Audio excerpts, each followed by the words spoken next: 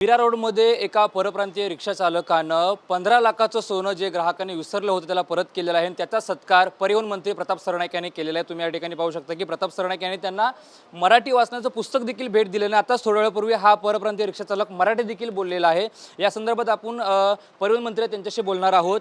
रिक्षा चालकांनी सोनं पुन्हा आनंद ह्या गोष्टीचा आहे की मीरा भाईंदरमध्ये पांडुरंगवाडी परिसरामध्ये राहणारा चंद्रशेखर यादव हा रिक्षा चालक आहे। गेल्या 4 वर्षापासून ह्या मीरा भाईंदर शहरामध्ये रिक्षा चालवतोय। त्याचं स्वतःचं बॅच आहे, लायसन्स आहे, परमिट आहे आणि अतिशय चांगल्या प्रकारचं काम ह्या शहरामध्ये तो करतोय। आनंदाची बाब अशी की गेल्याच आठवड्यामध्ये त्यांनी 15 लाखाची एक सर्वसामान्य लोकांचं जे सोनं होतं ते सोनं त्यांनी पोलिसांच्या माध्यमातून त्या प्रवाशाला मिळवून दिलं। या गोष्टीचा आनंद आहे की असे प्रामाणिक रिक्षा चालकसुद्धा महाराष्ट्रामध्ये आहे आणि अतिशय चांगल्या प्रकारचं काम ते करत आहेत।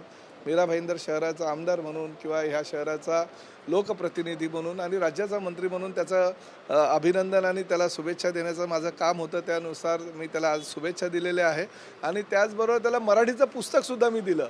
आनंद ह्या गोष्टीचा आहे की तो माझ्याशी चक्कर मराठीमध्ये बोलला की साहेब मला मराठी येतं, जुजबी मराठीत मी बोलू शकतो।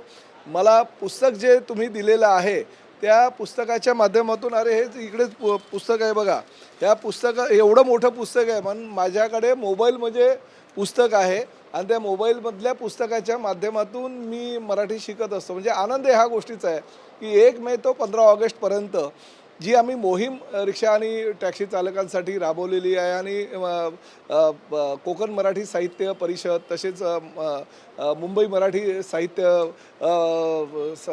परिषदेनं ज्या पद्धतीनं ते एक पुस्तिका बनवलेली आहे आणि ती पुस्तिका आम्ही सर्वसामान्य रिक्षा चालकांपर्यंत पोहोचवतो आहे आणि त्याचं फळ मिळतं आहे। मोबाईलच्या माध्यमातून तो शिकतो। ह्या गोष्टीचा आनंद आणि त्याच्याशी चक्क मराठीमध्ये बोलला। मला असं वाटतं की काही तर अशा रिक्षावाल्यांच्या मुलाखती आपण घेऊन ठेवायला पाहिजे, बिफोर आणि आफ्टरसुद्धा दाखवायला पाहिजे की परिवहन मंत्र्यांनी घेतलेली भूमिका आणि त्या भूमिकानंतर रिक्षावाल्या चालकांनी मराठीवर केलेला अभ्यास आणि त्या अभ्यासाच्या माध्यमातून प्रवाशांशी ते ज्या पद्धतीनं मराठीत बोलत आहे त्या गोष्टीचा मला आनंद आहे की मी परिवहन मंत्री म्हणून घेतलेल्या निर्णयाचं त्यांनी स्वागतच केलेलं आहे। तुमच्याशी बोलताना बोलला की मी आता मराठी शिकायला लागलोय, मराठी शिकतो। तुमची मराठीशी बोला ना, तो काय मराठी तुम्ही मराठीत कसं बोलता प्रवाशांशी ते सांगा। माझी गाडीमध्ये बसा, मी सोडत आहे असं मी सांगतो। दादा इकडे या। हे कधीपासून शिकताय तुम्ही मराठी? आता निर्णय झाल्यापासूनच? हां, प्रवाशांचा त्यावेळेस तुम्हाला रिप्लाय असतोय, उत्तर असतं त्यांचं? हां बरोबर आहे। आणि मराठी मजा येते बोलायला? मराठी आवडते, माझ्या आवडते। माझी मराठी भाषा खूप चांगली भाषा आहे।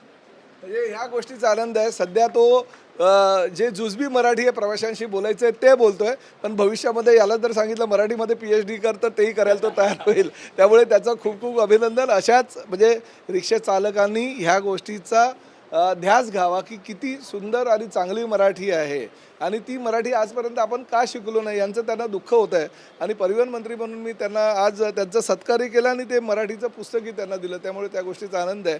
दुसरी महत्त्वाची गोष्ट मी तुम्हाला सांगतो, एका सर्वसामान्य घरामधली बिहारची मुलगी जी 10वीला जिने 91% मार्क मराठीमध्ये मिळवले, मराठी भाषेमध्ये तिने महापालिकेच्या शाळेमध्ये शिक्षण घेतलं, त्या मुलीचा सुद्धा मी आज सत्कार केला की बिहारची आहे, मैथिली भाषा ही घरामध्ये ती बोलते, परंतु शेवटी या महाराष्ट्राच्या मातीशी नातं आहे, तिने त्या मातीशी जुळवून घेतलेलं आहे आणि 3ऱ्या इयत्तेपासनं ती मराठी माध्यमाच्या शाळेमध्ये शिकते आणि आज पूर्ण मीरा भाईंदरमध्ये ती पहिली आलेली आहे आणि मराठीमध्ये तिला 91 मार्क पडलेले। ह्या गोष्टीचा मला आनंद आहे। त्या मुलीचा सुद्धा मी आज सत्कार केलेला आहे। असे जे रिक्षा चालक त्यांना तुम्ही काय आव्हान कराल आणि जे मराठी प्रॉपर शिकलेत निर्णय झाल्यापासून ते डेडलाईन पर्यंत त्यांचा तुम्ही सत्कार करणार आहात का? जेवढे रिक्षा चालक आहेत त्यांनी बघा, प्रत्येकाचा सत्कार करायची गरज नाही। ते जर मराठी शिकतायत की आमच्यावर काय उपकार करत नाहीये, ही मराठी संस्कृती आहे। खरं तर त्यांनी उशीर केला आहे।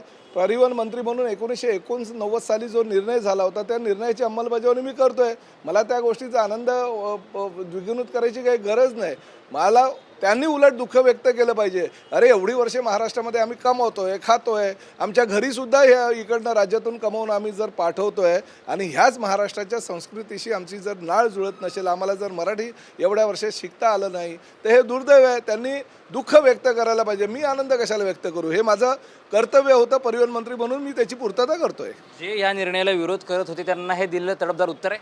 नाही, तडफदार उत्तर आहे. आणि मी तुम्हाला तेही सांगतो, जे विरोध करतायत 15 ऑगस्टपर्यंत मुदत आहे. 15 ऑगस्टपर्यंत ज्या ज्या लोकांनी मागितली त्यांना मुदत मी दिलेली आहे. परंतु 15 ऑगस्ट नंतर जर 16 तारखेला ती लोक माझ्याकडे आली तर मात्र कारवाई ही अटळ आहे. माझी परत हीच भूमिका आहे. महाराष्ट्रामध्ये राहायचं असेल, महाराष्ट्रामध्ये व्यवसाय करायचा असेल, महाराष्ट्रामध्ये टॅक्सी रिक्षा चालवायची असेल तर मराठी अनिवार्य आहे. मराठी यायलाच हवं. नाही आला तर कारवाई अटळ आहे.